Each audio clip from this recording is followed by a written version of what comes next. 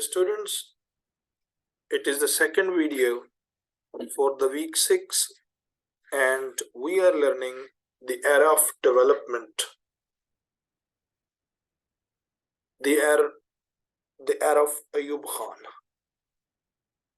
In the first video, we learned the background that how Ayub Khan came into power, and later on his dynamic personality put Pakistan on the right track. Well, we also discussed the agriculture reform brought by Ayub Khan, because the experts of the world like Dr. Mahbubul Haq has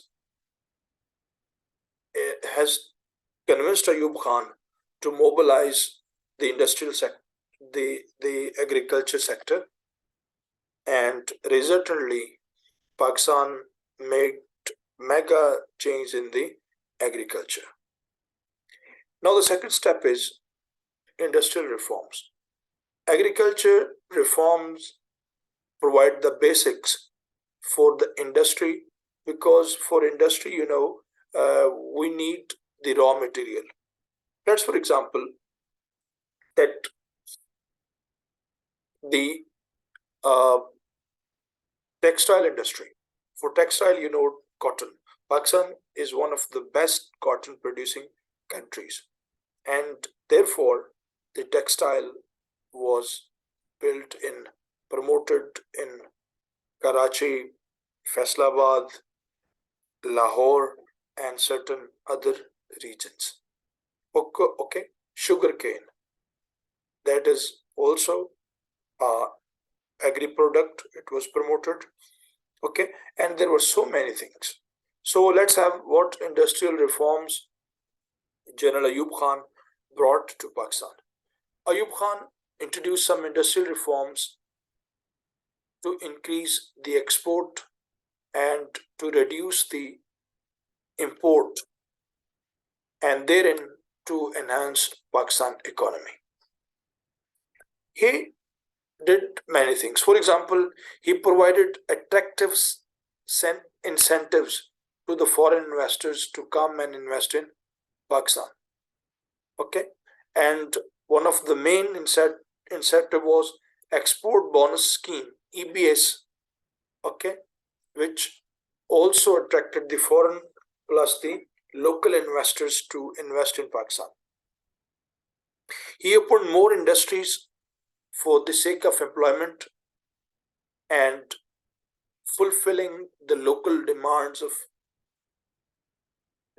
like food and oil, okay, and clothing and many things. And these industries included oil and gas development projects that started, and for example the Attock oil refinery and many other projects.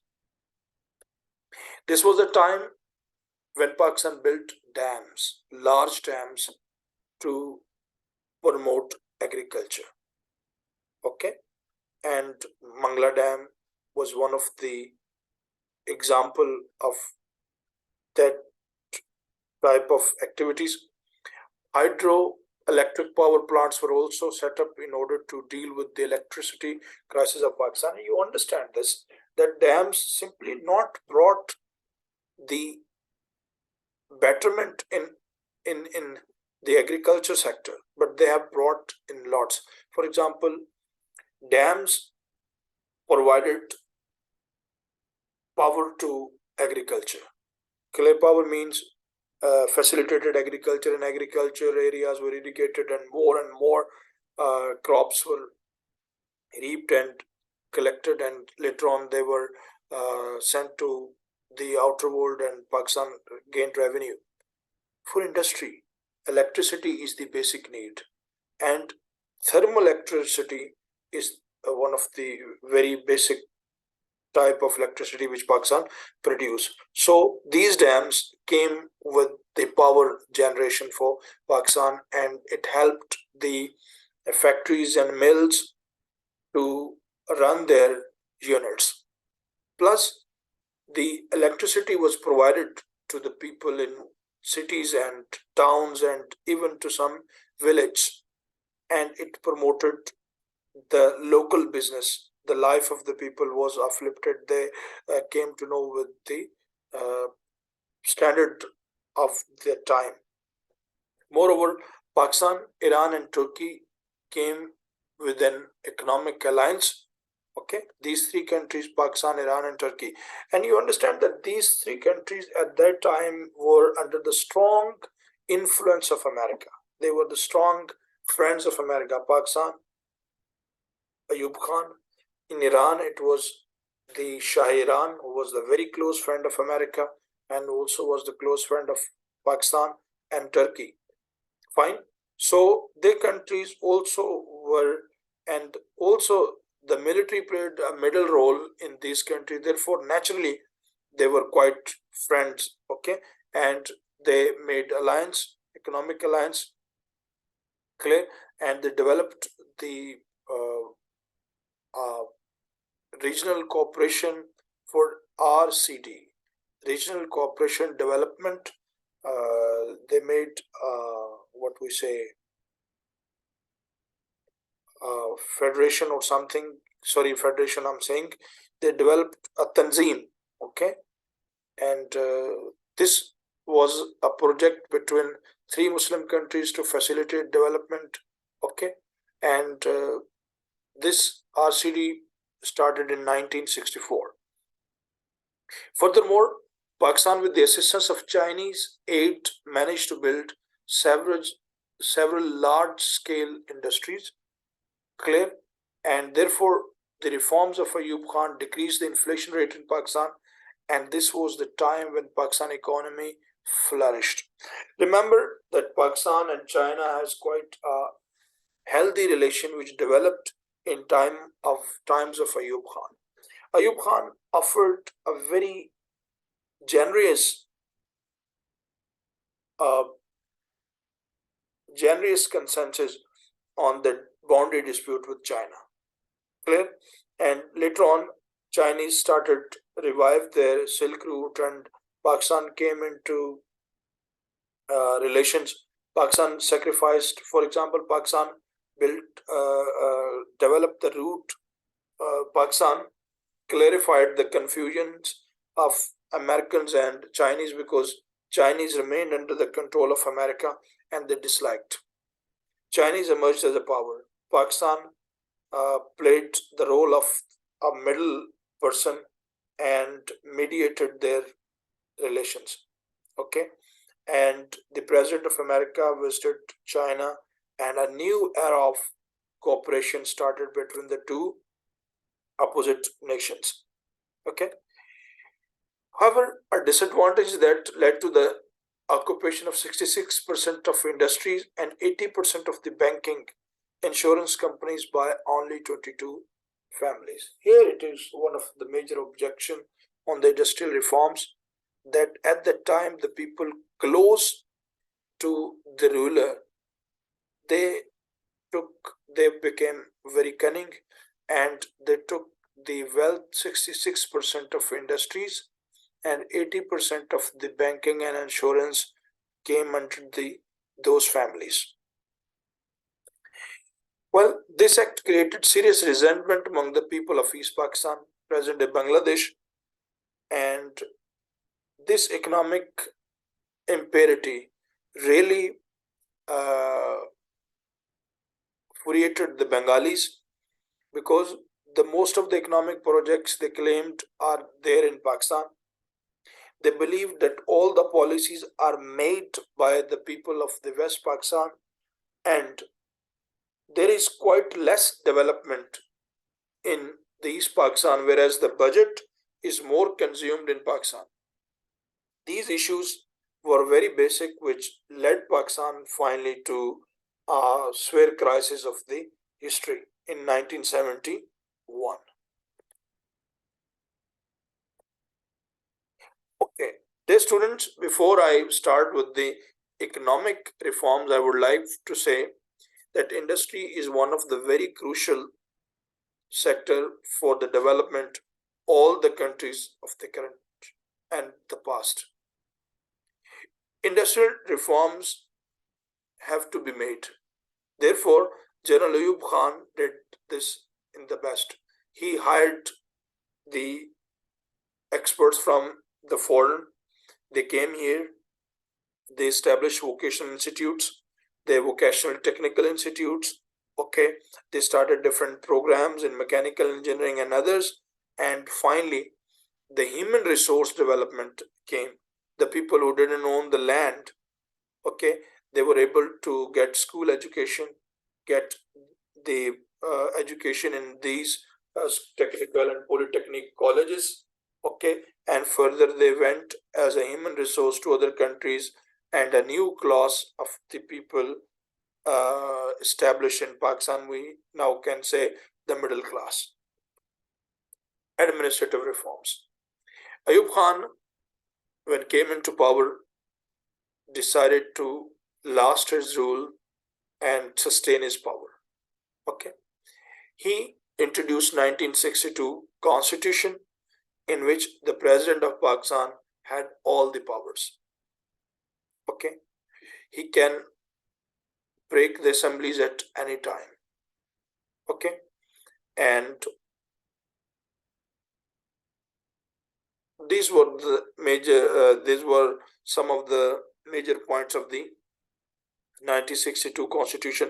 1962 constitution is highly criticized because here one rule was neglected, that is the separation of power, that the powers should be handed over to all the organs of the state equally, the powers of the parliament, the power of the executives, the power of the judiciary.